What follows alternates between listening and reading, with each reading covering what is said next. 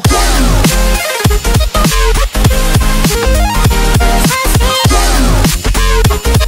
Une affiche alléchante. Voici comment était perçu le quart de finale aller de Ligue des Champions opposant l'Ajax Amsterdam à la Juventus ce mercredi soir à la Johan Cruyff Arena. Pour des raisons différentes, les deux formations ont fait forte impression lors des huitièmes de finale. Tout d'abord, la jeunesse triomphante néerlandaise a apporté un vent de fraîcheur en Europe, elle qui a éliminé, avec la manière, le triple tenant du titre à savoir le Real Madrid. Après une défaite 2-1 à l'aller, les coéquipiers de Frenkie de Jong ont humilié les Merengues au Santiago Bernabéu, 4-1. De son côté, la Juventus a impressionné, elle qui a renversé l'Atlético de Madrid. Battu 2-0 à aller, les Bianconeri, portés par un Cristiano Ronaldo de gala, se sont imposés 3-0. Autant dire que le choc de ce soir était particulièrement attendu. Pour cela, Erik ten Hag misait sur un 4-3-3, 4-2-3-1 selon l'UEFA, avec Tadic en pointe. Côté italien, Massimiliano Allegri optait aussi pour un 4-3-3. Un temps incertain, CR7 était bien de la partie, lui qui était aligné aux côtés de Mandzukic et Bernardeschi, très bon lors du match aller. Ce dernier était d'ailleurs le premier à se mettre en évidence. Dès la 4e minute, il envoyait un missile qui passait à côté de la lucarne gauche d'Onana.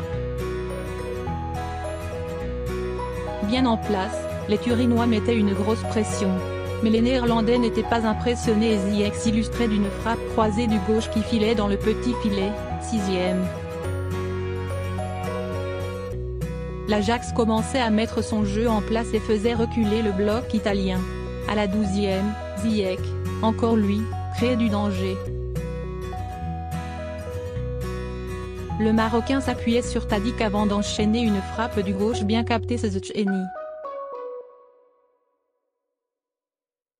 Le portier polonais réalisait une nouvelle parade en sortant une claquette sur une frappe de l'intenable Ziyech, 18e.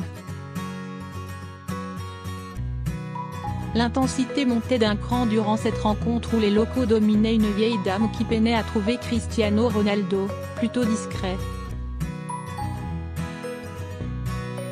Tout le contraire du remuant Bernardeschi, qui provoquait les défenseurs hollandais, 23e. Malgré cela, l'Ajax Amsterdam continuait à malmener les Italiens, bien aidé par son maestro Frenkie de Jong, indispensable au milieu. L'Ajax et la Juventus se neutralisent. Point servi côté droit par un coéquipier, Van de Beek enchaînait avec un tir du gauche qui flirtait avec le poteau de Szczęsny, 25e. À la 27e, la défense bianconera était encore sollicitée après une accélération de nerfs. Rugani veillait et dégageait le ballon. Dominée, la Juve commençait pourtant à obtenir des opportunités. Après Bernardeschi, rattrapé sur contre in extremis par De Jong, 29e, et Cristiano Ronaldo, dont la reprise n'inquiétait pas Onana, 30e, Betancourt ne cadrait pas son tir, 32e.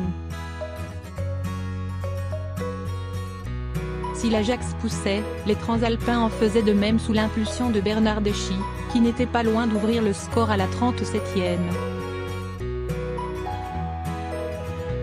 Mais son tir passait à côté des cages néerlandaises. Les deux équipes se neutralisaient et on pensait que le score ne bougerait pas jusqu'à la pause. C'était sans compter sur Cristiano Ronaldo.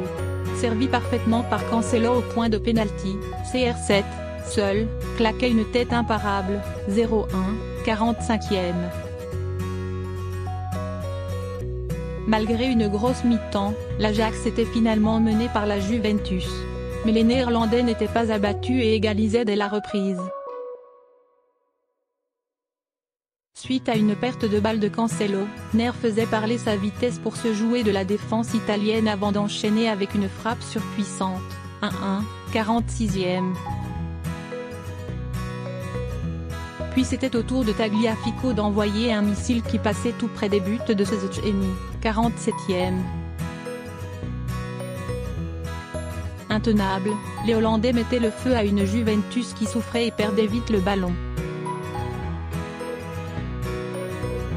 Mais la vieille dame tenait bon malgré les nombreux assauts de Ziyech, Nereco.